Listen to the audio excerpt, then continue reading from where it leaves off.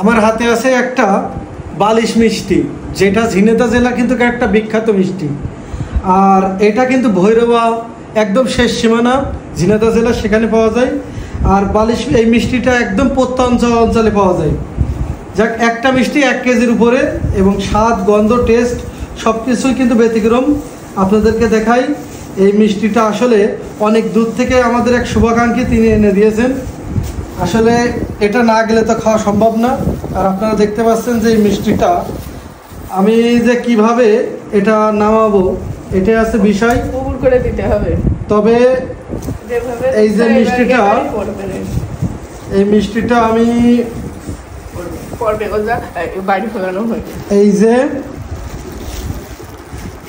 এই যে এত সুন্দর করে দেবো, একদম প্লেটের সমান বালিশ মিষ্টি। এই যে প্লেটের সমান বালিশ মিষ্টি। আর একটা মিষ্টির কিন্তু প্রচুর পরিমাণ ঝোল, এই দেখেন আছে এটা। এই যে সেই ঐতিহ্যবাহী এবং সুস্বাদু বালিশ মিষ্টি আমি এখন কেটে দেখবো যে কেমন সুন্দর।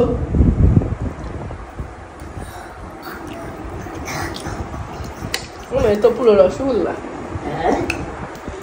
এটা বালিশ মিষ্টি। বিসমিল্লাহ। অসাধারণ, একদম খালিশপুরি মিষ্টির মতো।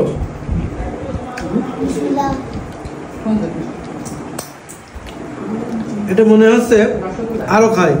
প্রচুর টেস্ট, প্রচুর টেস্ট।